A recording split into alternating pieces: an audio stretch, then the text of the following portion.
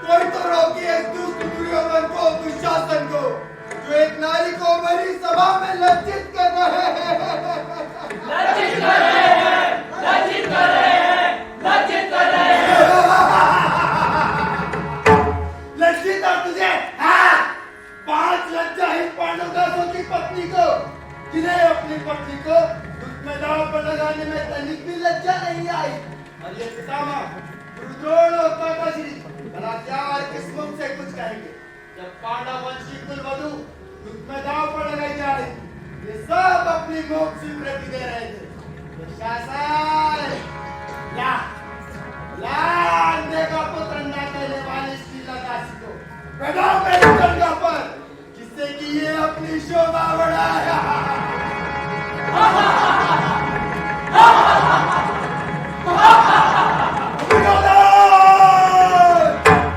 लगाम दे अपनी जीवा पर, मैं चलते पहुंचते में ये प्रतिज्ञा करता हूँ तेरे इस अश्लील आचरण के लिए। जिस जंगल पर तू पांचाली को उठाने की बात कर रहा है, उसे अपनी गला के प्राण से चूर चूर करूंगा।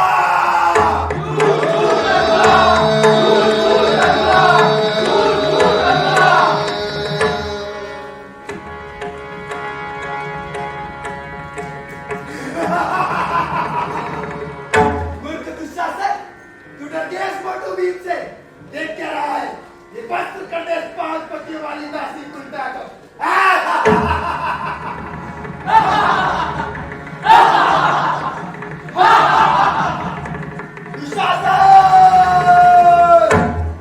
मैं यह नहीं प्रतिज्ञा करता हूँ जिन हाथों से तू पांचाली के केश पकड़कर से सभा भवन में घसीटते हुए लाया था, मैं उन हाथों को काट फेंकूंगा। तेरी छाती पर बैठ अपने हाथों से उसे चीर के आंधुली भर के तेरे रक्त का पहले पान करूंगा, फिर उसी रक्त से पांचाली के केशों को धोकर पवित्र करूंगा। ये मेरी अखंड प्रतिज्ञा है। ये मेरी अखंड प्रतिज्ञा है। ये मेरी अखंड प्रतिज्ञा है। ये मेरी अखंड प्रतिज्ञा है। भर सभागार में अग्नि वर्षा हो रही, उसके उद्गार में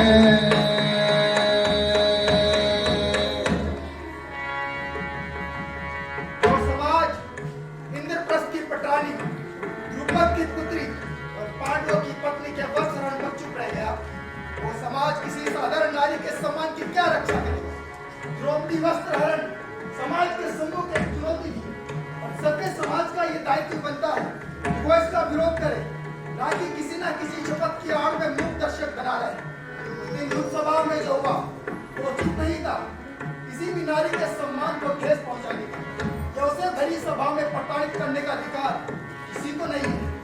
भीष्म और द्रोण जिसके 2 तट है, जयद्रथ जिसका जल है, गंधार राज शकुनी जिसमें हल है, कर्ण अश्वत्थामा एवं कर्पचार्य जिसमें कर्मश है, तरण घड़ियाल एवं मगरमच्छ, दुर्योधन जिसका महान प्रवाह है, बाण एवं तलवार जिसमें बालू है, ऐसी शत्रु रूपी नदी को अर्जुन ने जिस श्री कृष्ण रूपी नौका के सहारे पार किया, वही भगवान श्री कृष्ण आप लोगों के लिए शत्रुओं को पार करने में नौका स्वरूप बने। अब भीमसेन की प्रतिज्ञा पूर्ण होने का समय आ गया है। भगवान वासुदेव सभी का मंगल करे। ओम वासुदेवाय नमः। ओम वासुदेवाय नमः। ओम वासुदेवाय नमः।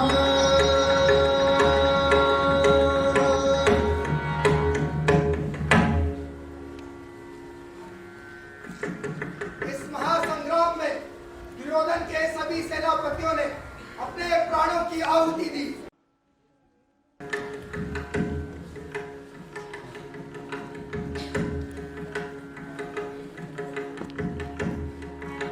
बाण चलाओ बात, इससे अच्छा अवसर तुम्हें नहीं प्राप्त होगा।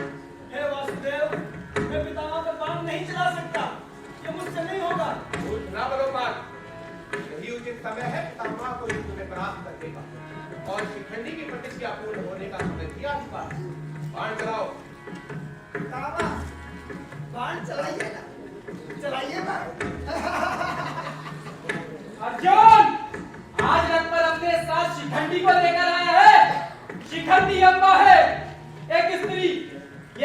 वासुदेव का ये रचा खेल है। सब भली भांति जानते हैं कि भीष्म ने कभी स्त्री पर वार नहीं किया। चलाओ बाण अर्जुन, चलाओ बाण। मैंने अपना धनुष रख दिया है। पता तो चले द्रोण के शिष्य के बाणों में कितनी शक्ति है। मुझे क्षमा कर दीजिए। किया पुत्र ने भीष्म पर आदि ऐसा घाया, वासुदेव सरसैया पर लिटा दिया, कर अंतिम आघात, कर अंतिम आघात।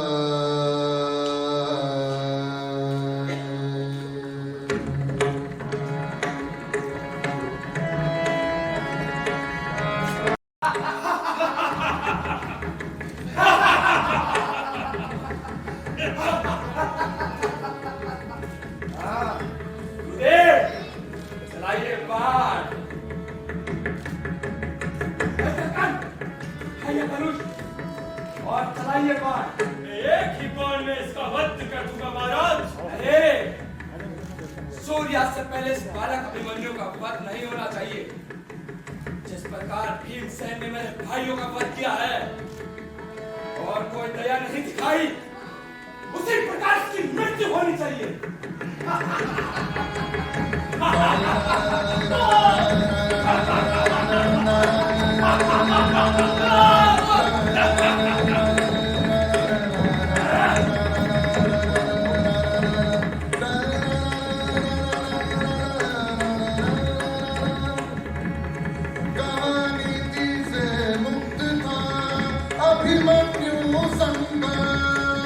छल से घेरा चक्रव्यूह, किए वार पे वार, किए वार पे वार।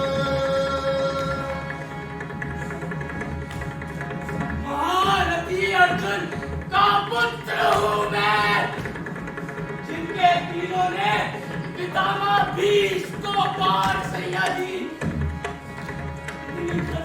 इतनी सरलता से मेरी मृत्यु नहीं होगी। इतनी सरलता से मेरी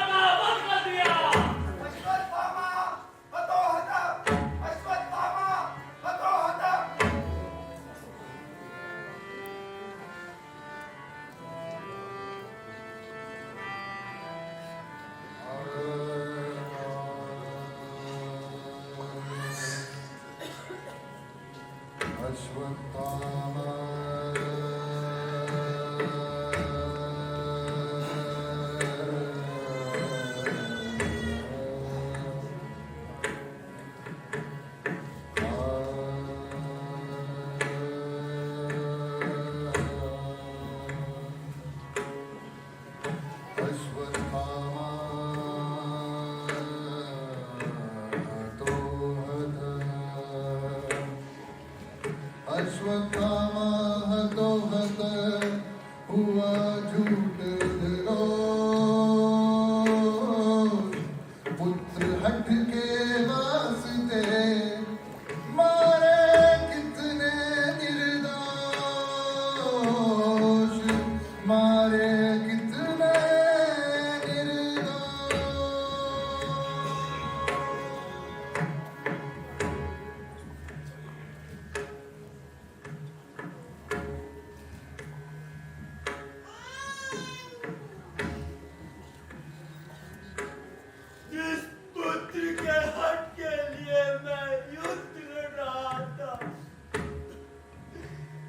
जब पुत्री नहीं रहा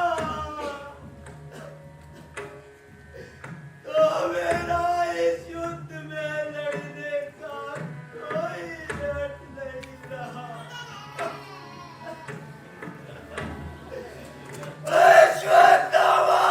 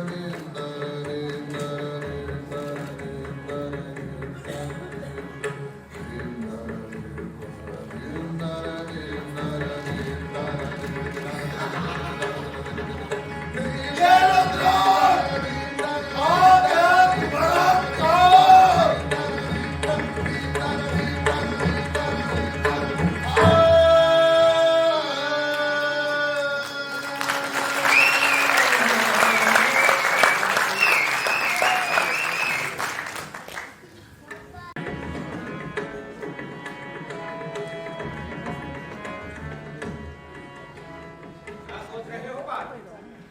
कर्ण का वध करने का इससे अच्छा अवसर तुम्हें नहीं प्राप्त होगा। तो वासुदेव किंतु परंतु कुछ नहीं, महारथी का वध करना सहज नहीं है। ये तो गाल ऋषि के श्रापवश इसके रथ का पहिया धरती में धंस गया है और गाले नहीं निकल रहा। तो वासुदेव कर्ण देवता है, युद्ध के नियम अनुसार किसी देवता में वार करना निषेध है। मूर्ख ना बनो पार्थ, युद्ध और प्रेम में कुछ अनुचित नहीं होता। स्थिति का लाभ उठाना ही श्रेष्ठ माना जाता है। बाण चलाओ पार्थ। अर्जुन! ये उचित नहीं। मैं अभी अपने रथ पर नहीं हूँ और मेरे रथ का पहिया धरती में धंसा हुआ है। क्या तुम्हें ये दिखाई नहीं दे रहा? मुल्की जी निषेध उस पर बाण नहीं चलाते। क्या तुम्हें ये भी ज्ञात नहीं? याद करो पार्थ, बालक अभिमन्यु को चारों ओर से घेरकर उसका वध करना। जब कहाँ गया था इनका ये ज्ञान? इसलिए बाण चलाओ पार्थ।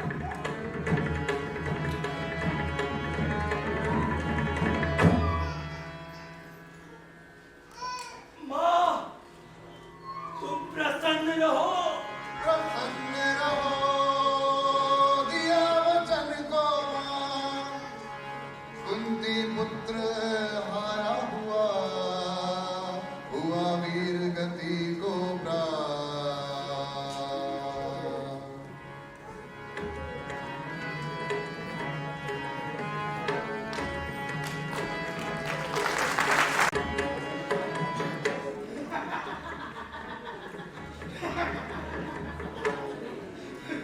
हंसता क्या है मूर्ख? देख, तेरा काल तेरे सम्मुख है। तो उधर मारे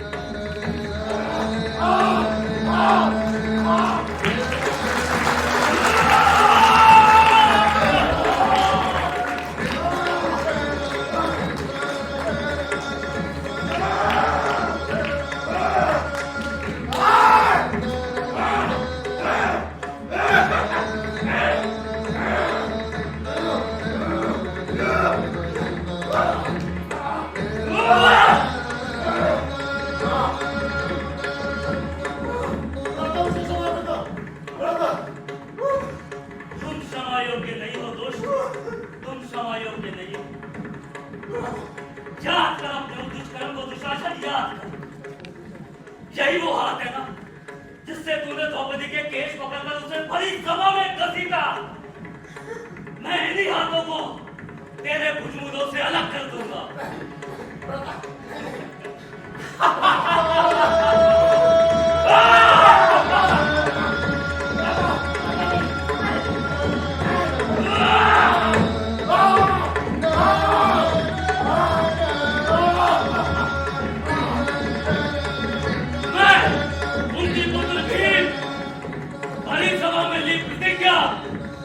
आज तेरी छाती चीर कर दूंगा।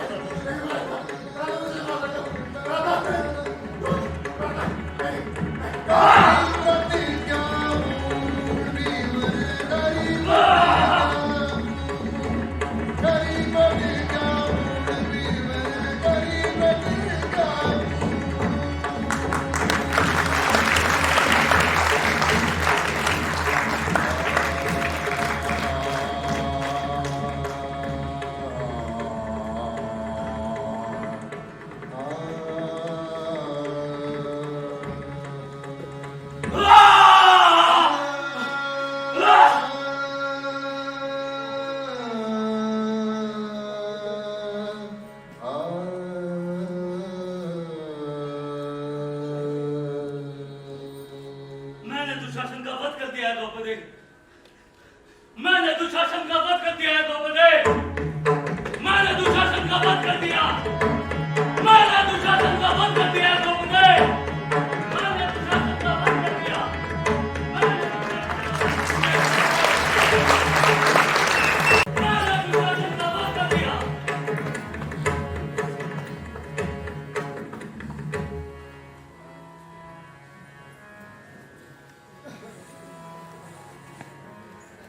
मैंने दुशासन का वध कर दिया है द्रौपदी।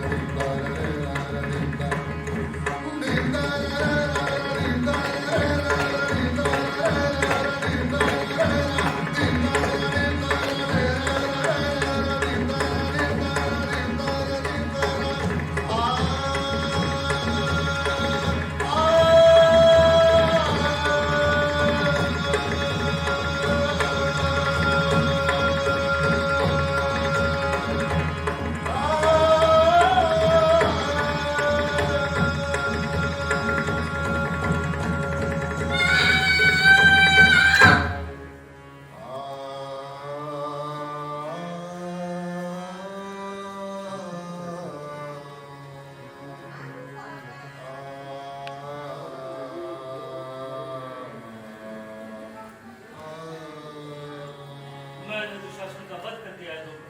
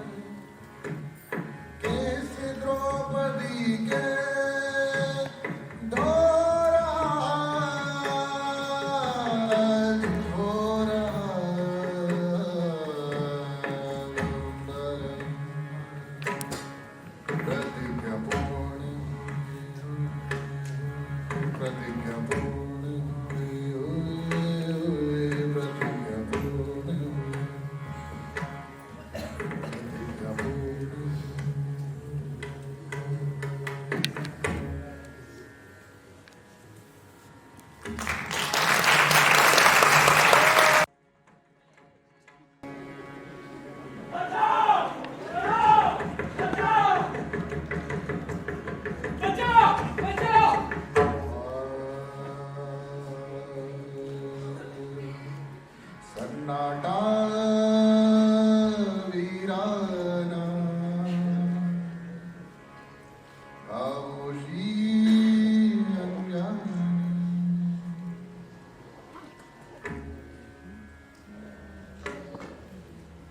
यह रणांगण वीर का स्थान है, बल की कसौटी है, मान और प्रतिष्ठा का गढ़ है।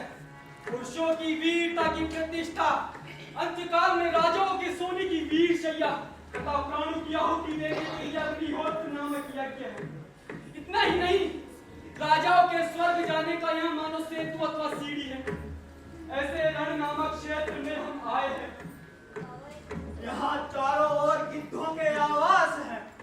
अतिरथियों के मारे जाने से रथ खाली पड़े हुए हैं और राजागण स्वर्गवासी हो गए हैं। सुनो मित्र, इस रण क्षेत्र में कौरव और पांडवों की वेर रूपी अग्नि जल रही है। नाना प्रकार की ध्वजाएं वितान है, वीरों की सिंह गर्जना मंत्र घोष है। मांस से भिड़ी हुई चोंच वाले ये गिद्ध उन राजाओं के शरीर से अलंकारों को खींच रहे हैं, जो परस्पर बाणों के प्रहार से मृत्यु को प्राप्त हो गए। इनकी लाशें इस रण क्षेत्र के प्रांगण में पड़ी हुई है। ऐसा यह रणरूप महायज्ञ अब समाप्त के अंतिम पड़ाव पर है। निरंतर बाण वृष्टि के प्रक्षेप से नीचे गिरा हुआ एक हाथी, जिस पर युद्ध की सारी सामग्री सजा कर रखी हुई है, टूटा कवच पड़ा है, बाण लगे हैं तथा धनुष भी पड़ा हुआ है। ऐसा ये हाथी राजा के शस्त्रागार के समान विनाश दशा को प्राप्त हो रहा है। ये कुरुक्षेत्र का मैदान कैसा भयानक दिख रहा है। यहाँ की भूमि मृत हाथी, घोड़े और मनुष्यों के रक्त से भरी हुई है। ये पड़े हुए कवच, ढाल, छत्र, तोमर, भाला, बाण और मनुष्यों के दर से परिपूर्ण है। यहाँ वहाँ बिखरे पड़े हुए हैं। वो देखो, वो देखो, वो देखो विशाल और पीली आंखों वाले जिनकी चोंच बलि के हाथी के अंकुश की भांति मुड़ी हुई अंती की है, जिनके पंख लंबे, विशाल और फैले हुए, मांस का टुकड़ा लिए आकाश में उड़ते हुए दिखाई दे रहे हैं। मानो प्रवाल के बने हुए तार के पंख आकाश में दिखाई दे रहे हैं। इस प्रकार के शक्तियों को भी काल मौत के घाट उतार सकता है। निसंदेह है, आपत्ति में पड़े हुए पुरुष समय आ जाने पर अपने बल का प्रदर्शन करने में असमर्थ हो जाते हैं। खांडवन की कुटी हुई धूम से जिनकी प्रत्यंचा दुर्मिल हो गई है, ऐसे गांधी धनुष को हाथ में लेकर वीर अर्जुन ने किरात वेशधार भगवान शंकर के साथ के युद्ध से अवशिष्ट बाणों द्वारा इन अहंकार परिपूर्ण राजाओं को मृत्यु के हाथ सौंप दिया। अरे ये आवाज कैसी सुनाई पड़ रही है? क्या बादल गरज रहे हैं अथवा वज्रपात से झूर होने वाले पर्वतों का ये शब्द है, अथवा देव उत्पन्न करने वाले गवर्नर के प्रचंड शब्द से पृथ्वी फट रही है। अरे अरे, यह तो द्रौपदी के बालों को घसीटने के कारण क्रोधित पांडवों के मध्यम भीमसेन तथा 100 भाइयों के वध से अत्यंत कुपित महाराज दुर्योधन दोनों, व्यास, बलराम, श्री कृष्ण, विदुर आदि जो कुरुकुल तथा यदुवंश में परम पूजनीय प्रमुख है, उनके सामने गदा युद्ध प्रारंभ करने जा रहे हैं। और ये पांडुपुत्र भीमसेन है, जो अपने दाहिने हाथ में गदा लिए हुए सरोवर के सामने खड़े होकर दुर्योधन को गदा युद्ध के लिए ललकार रहे हैं। और ये महाराज दुर्योधन जो भीम के गदा युद्ध के प्रस्ताव को स्वीकार कर बड़े क्रोध से सरोवर से निकल रहे हैं, जिनकी आंखें तथा मुख इस क्रोधाग्नि की ज्वाला में जल रही हैं। आओ चलकर भीमसेन और दुर्योधन के युद्ध का परिणाम देखें।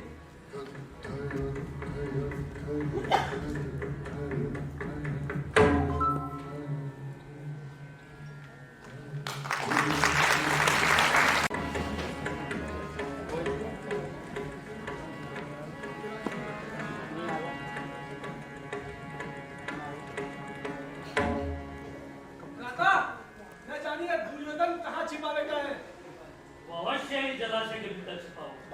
नाभियों से पुकारो, ओ दुष्ट दुर्योधन, कहाँ छिपा बैठा है कायर युद्धवादी? मुझसे गदा युद्ध कर। दुर्योधन दुर्योधन दुर्योधन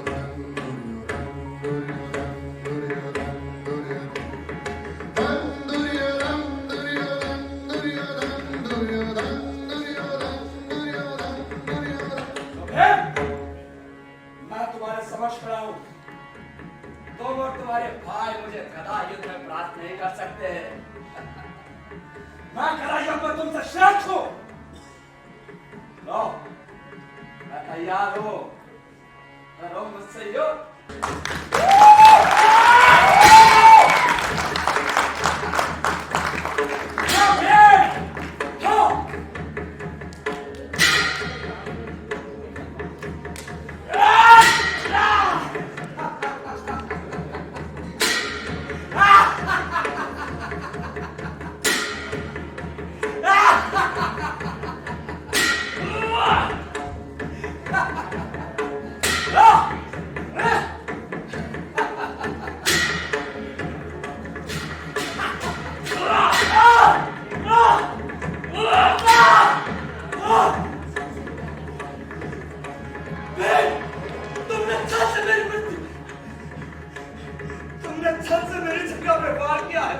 मैंने किसी प्रकार का कोई छल नहीं किया तो दुर्योधन, मैंने अपनी प्रतिज्ञा पूर्ण की है।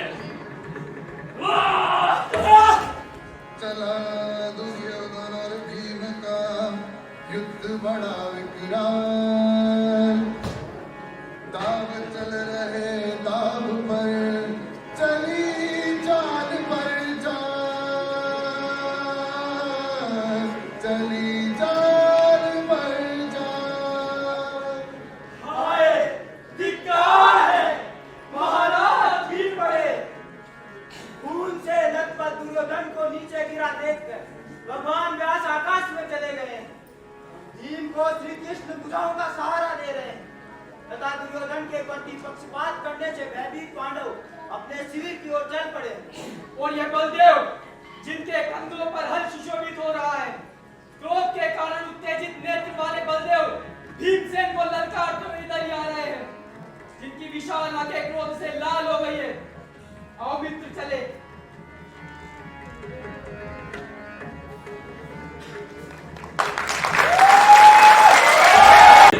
वीर किया तुमने उचित नहीं किया। शत्रु सेना के काल स्वरूप में हल्के में रहकर युद्ध के नियम तथा युद्ध से तटस्थ रहने वाली मेरी प्रतिज्ञा की कुछ भी परवाह बिना किए अभिमान के कारण भीम तुमने दुर्योधन की जंगा पर प्रहार कर उसे युद्ध भूमि में तो गिरा ही, साथ ही अपने कुल की विनय समृद्धि को भी नीचे गिरा दिया। छुटवर के लिए अपने प्राणों को संभालो दुर्योधन।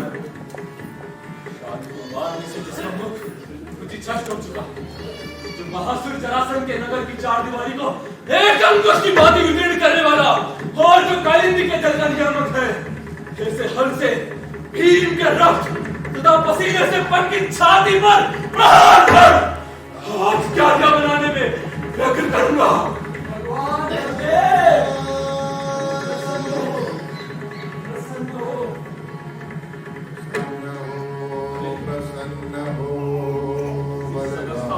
ये तपस्वी दुर्योधन मेरा अनुसरण कर रहा है।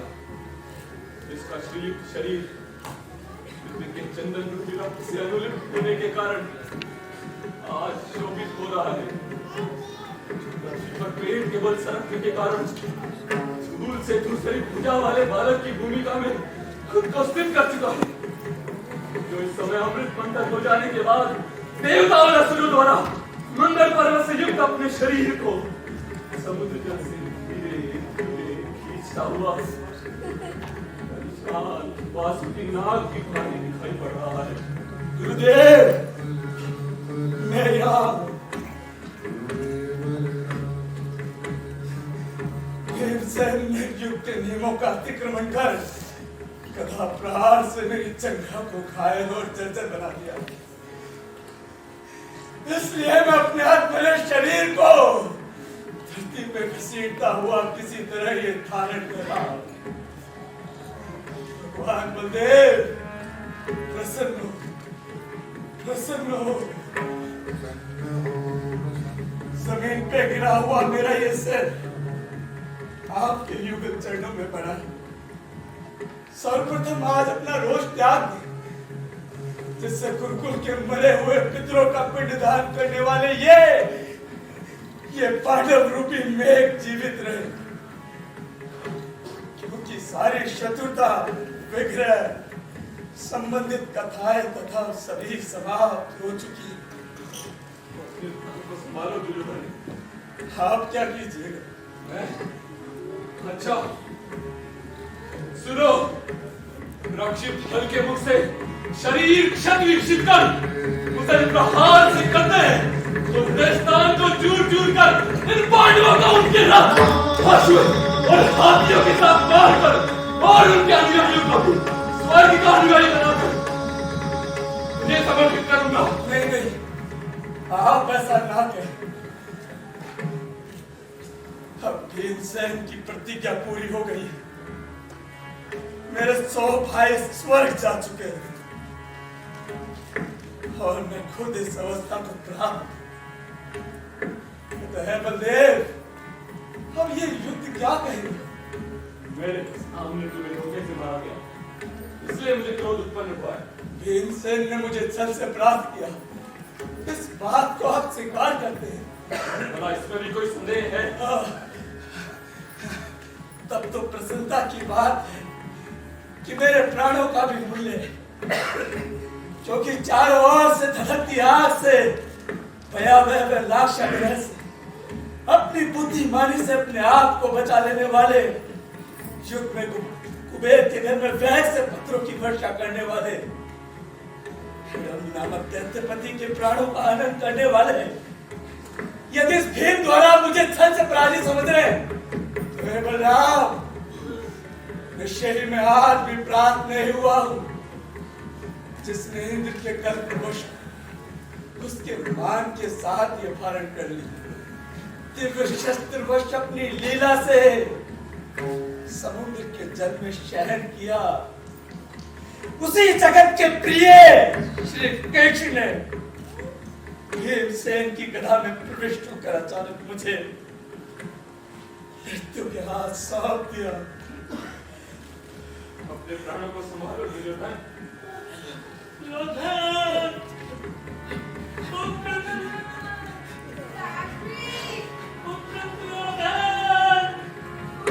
पिता पुत्र वियोग में घूम रहा, दर दर भटक रहा, दर दर भटक रहा। जब से मैंने सुना है रणभूमि में मेरा पुत्र क्षणपूर्वक मारा गया, तब से अंधे से अंधा मेरा ये चेहरा आंसू भरी आंखों के कारण और अधिक अंधा हो। गांधारी, गांधारी, गुलाबी मांगी सुयोधन कहीं दिखाई दे रहा है? मुझे तो कहीं नहीं दिख रहा है महाराज। क्यों नहीं दिखाई दे रहा? बहुत दुख है। आज मैं सचमुच अंधा हो गया। पुत्र को खोजते समय भी मैं उसे देख नहीं पा रहा।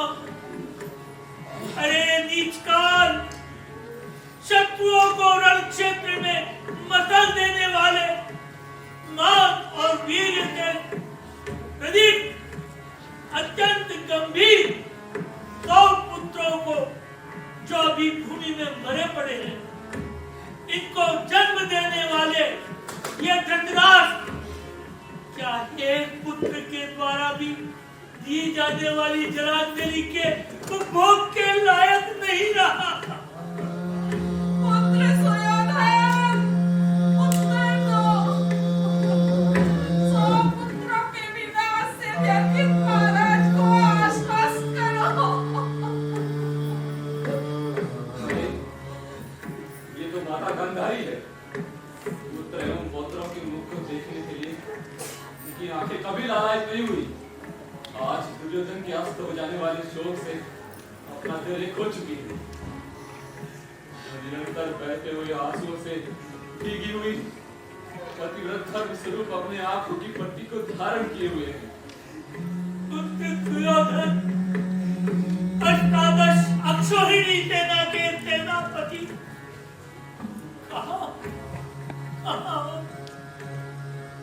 सचमुच अभी भी मैं महाराज हूँ।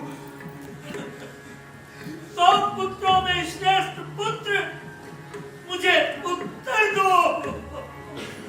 मैं अवश्य ही उत्तर देना चाहता हूँ, किंतु इस विस्तार से लज्जित हो रहा हूँ। आओ पुत्र आओ, मेरा अभिवादन करो। ये मैं आ रहा हूँ।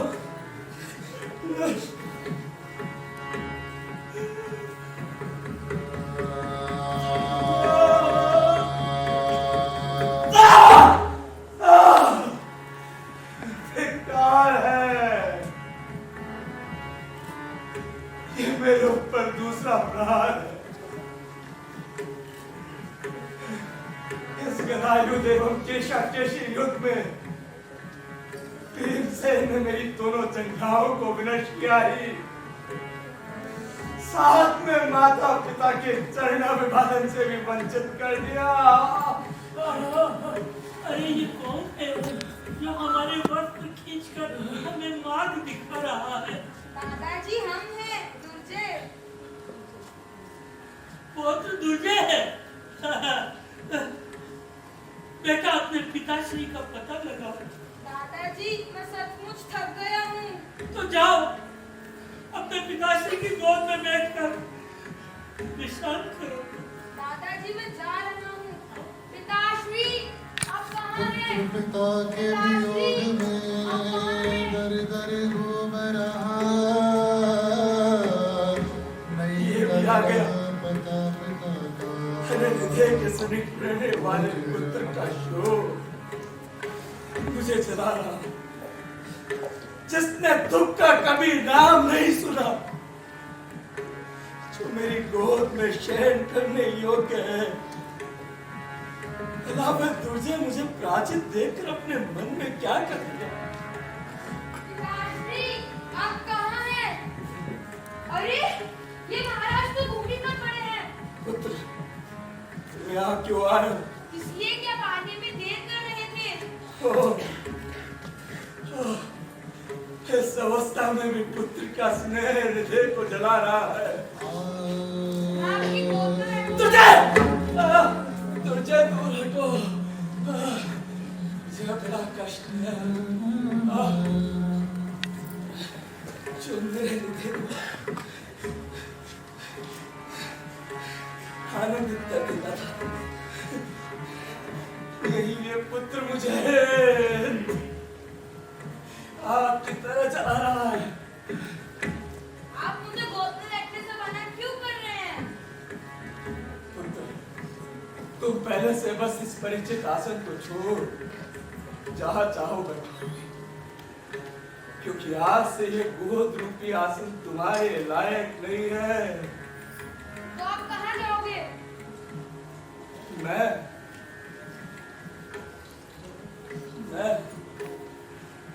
अपने 100 भाइयों का अनुसरण करने जा रहा हूँ। तो मुझे भी वहाँ ले चलो।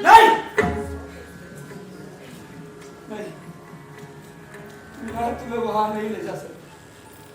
आप यहीं रुकिए, मैं सभी को बुलाकर लाता हूँ। कौन खोज रहा है पुत्र? दादाजी और दादी माँ। पुत्र जाओ, मैं वहां आने में असमर्थ। तो मैं आपको ले चलूंगा। तुम तो अभी समझता बालक हो। दादाजी दादाजी दादाजी दादाजी पिताश्री वहाँ हैं। कहाँ महाराज? कहाँ महाराज? महाराज वहाँ भूमि पर पड़े हैं। कहाँ पड़े हैं महाराज? तरस बिन दुखन लागे न, तरस बिन दुखन लागे न, दुखन लागे, दुखन लागे। दशरथ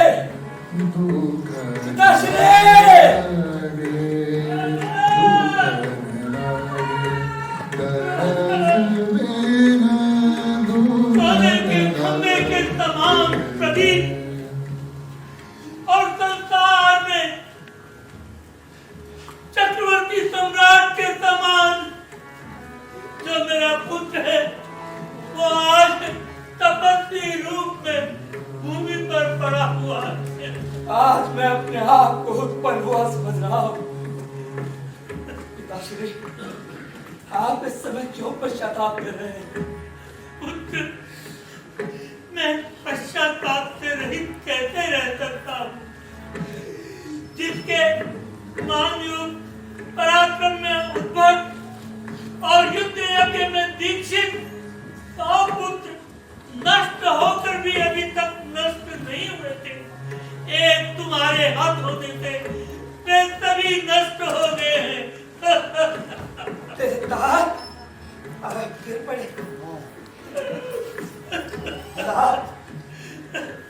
माता जी को धैर्य दीजिए। पुत्र, मैं कैसे सांत्वना दूंगा?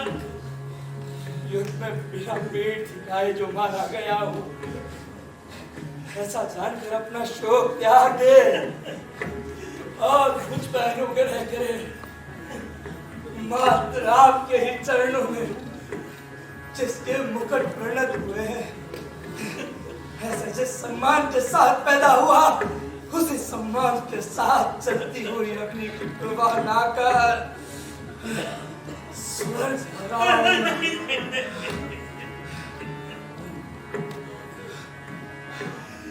एक तो मेरे वृद्ध हो जाने से जीवन के प्रति स्नेहा जाती रही, इसके अतिरिक्त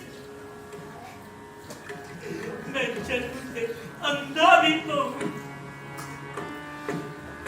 और अब पुत्रों के प्रति उत्पन्न तीव्र शौक ने मेरे धैर्य के पुल को तोड़कर चारों ओर में प्रहार कर दिया। बहुत दुख है दुर्योधन के जीवन के प्रति निराश और जन्म से अंधे महाराज को आज मैं आत्मनिवेदन करने में हर समर्थ हूँ। अम्बा, मैं आपसे कुछ कहना चाहता हूँ। कहो पुत्र, कहो। मैं प्रणाम कर तुमसे कहता हूँ, यदि मेरा कुछ भी पुण्य हो तो अगले जन्म में तुम ही मेरी माता बनो। पुत्र, तुमने मेरे मन की बात कह दी। अच्छा पिताश्री, आप सुनिए, आपका पुत्र युद्ध क्षेत्र में पेट दिखाकर नहीं मरा, एक वीर योद्धा के भांति वीर गति को प्राप्त हुआ है। मुझे सब ज्ञात है पुत्र, मुझे सब ज्ञात है। अच्छा बेटा,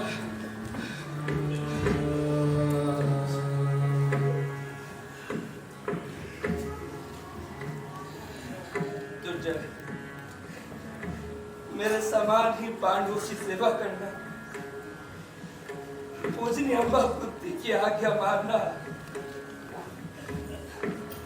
अभिमन्यु की माता सुभद्रा में द्रौपदी को अपनी माता के समान पूजा करना,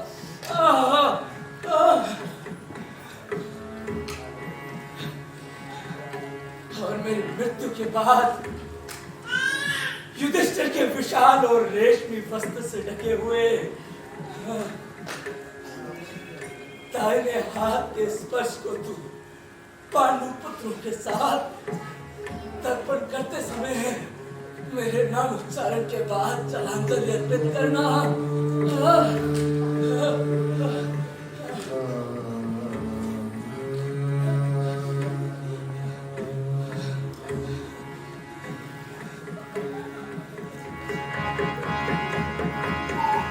शत्रुता तो पश्चाताप में परिणत हो गई।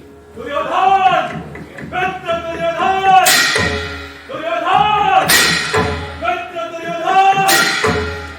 अरे, ये कैसा शब्द सुनाई पड़ रहा है?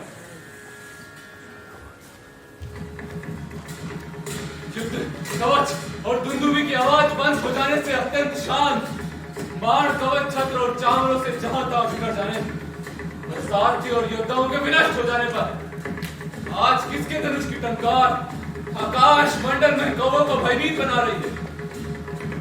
दुर्योधन! दुर्योधन! भाई, दुर्योधन के साथ जिस युद्ध रूपी यज्ञ में पहले प्रवेश किया था, आज पुनः उसी तरह प्रवेश कर रहा है, जैसे अध्वर्यु द्वारा पूर्ण किए गए शून्य अश्वमेध में कोई पुनः पदार्पण करता। अरे ये गुरुपुत्र अश्वत्थामा तो जल ही हारे थे, जिनकी विशाल कमल पत्र के समान बड़ी बड़ी आंखें हैं, रुधिर सुवर्ण स्तंभ के समान जिनकी विशाल और परिपुष्ट बाहें हैं, जो अपने शिखर पर इंद्रधनुष को धारण करे हुए हैं, आज जलते हुए धनुष के समान दिखाई पड़ रहे हैं। दुर्योधन! मित्र दुर्योधन! दुर्योधन! मित्र दुर्योधन! मित्र!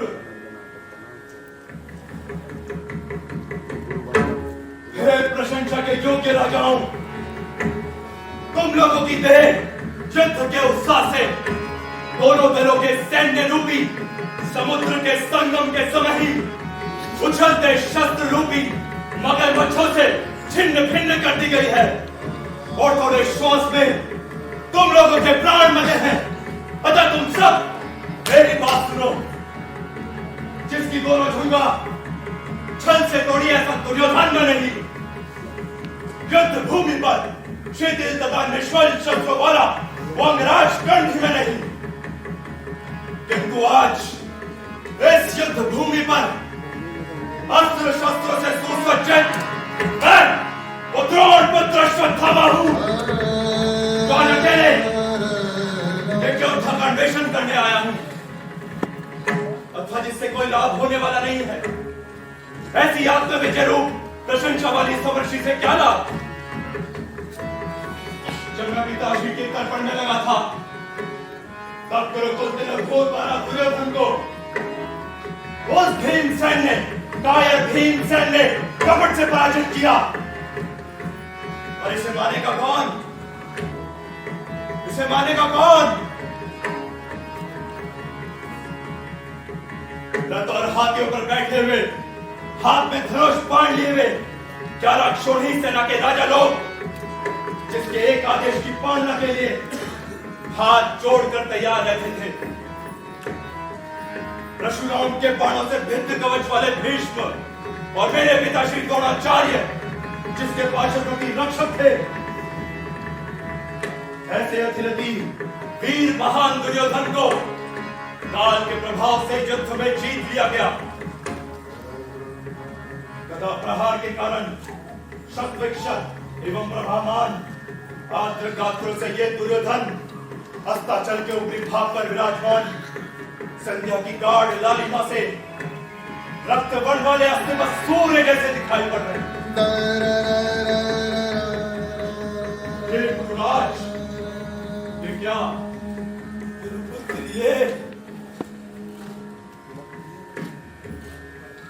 ये मेरे असंतोष का फल है। हे गुरुराज, मैं आपको अमूल्य उपहार प्रदान करूंगा। आप क्या करें? तो सुनिए।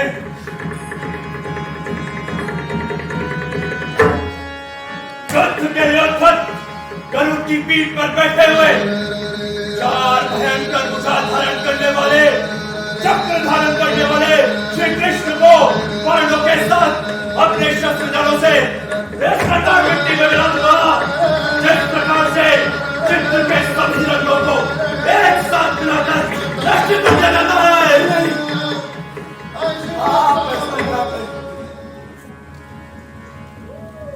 सारा कुरुकुल जिसका अभिषेक हो चुका,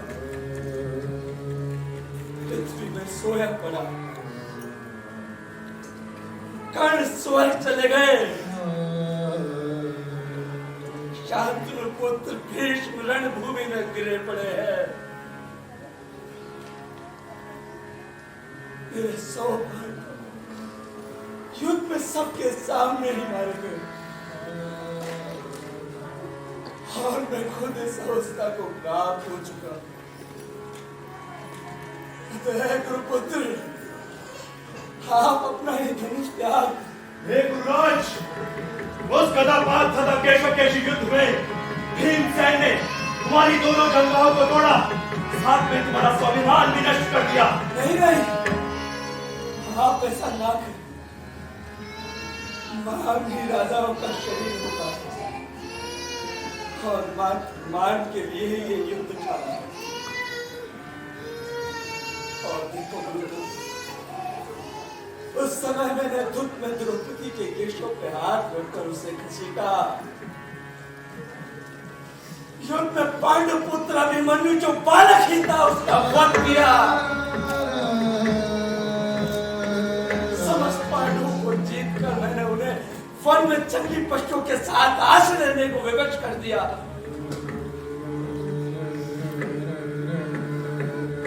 इतना होने पर भी रणधीर पांडवों ने जो मेरा मान मर्दन किया है, हमेशा कर थोड़ा ही, इसे आप स्वयं विचारते हैं। दुर्योधन,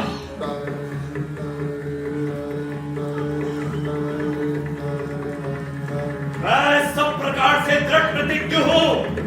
मुझे क्या कहीं कोई भी नहीं दी। मैं गौड़ मुद्रा अश्वत्थामा आपकी तथा सभी वीर पुरुषों की सौगंध लिखा कर कहता हूं, क्या शीघ्र ही युद्ध कर पांडवों का विध्वंस कर डालूंगा।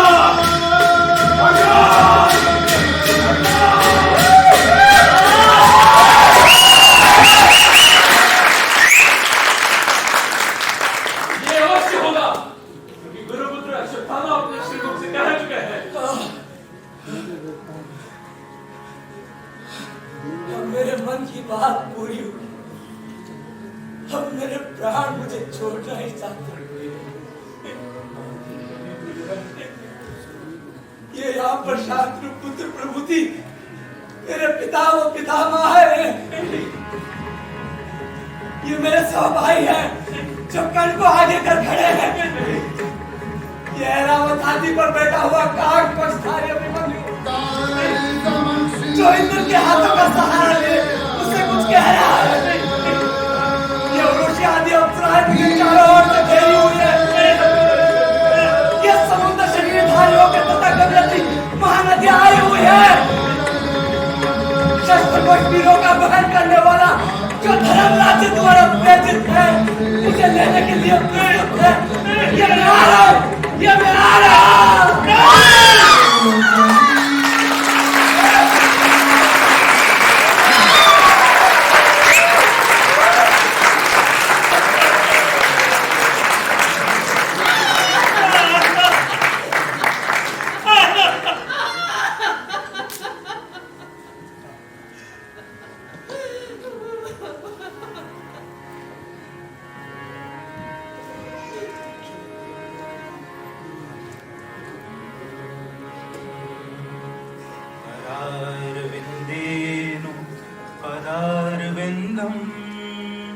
मुखारविन्दे विनिवेशयन्तं वटस्य पत्रस्य पुटेशयानं बालं मुकुन्दं मनसा स्मरामि। वटस्य पत्रस्य पुटेशयानं बालं मुकुन्दं मनसा स्मरामि। बालं मुकुन्दं मनसा स्मरामि। श्री कृष्ण गोविंद हरे मुरारे, हे नाथ नारायण वासुदेव। जिह्वे पिबस्वामृतमेत देव।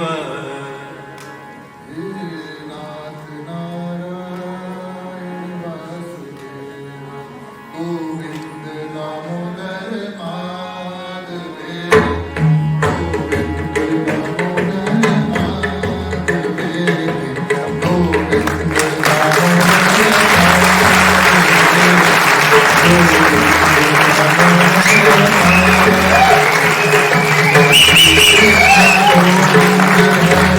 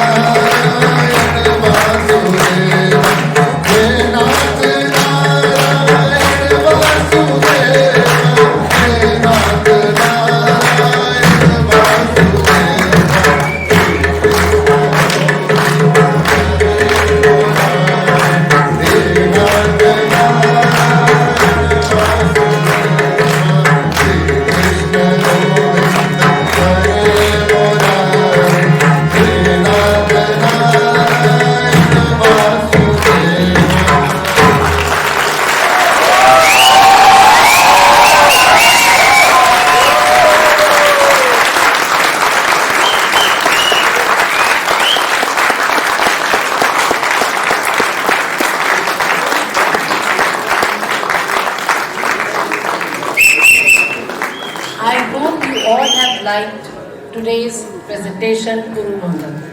अब टाइम है इस नाटक के पात्रों से रूबरू होने का। मैं स्टेज पे इनवाइट करूंगी सूत्रधार विपिन शर्मा, दुर्योधन कमलेश सायर, ऋतराज आत्माराम सियर, बलदेव सुरेंद्र चौधरी, भीमसेन विजेंद्र सिंह गुर्जर, अश्वत्थामा विवेक पराशर, दुर्जय आदित्य चंद्रस्वामी, गंधारी सरस्वती शर्मा, द्रौपदी सिद्धि महेश्वरी, आर्ट डायरेक्टर विपिन शर्मा संजय शर्मा, संगीत निर्देशन प्रतीश रावत, कृष्ण शर्मा, प्रवीण कुमार, मूल सज्जा असलम बहार, वस्त्र विन्यास विवेक माथुर, आशीष मोटवानी, पोस्टर ब्रोशर गौरव कुमावत,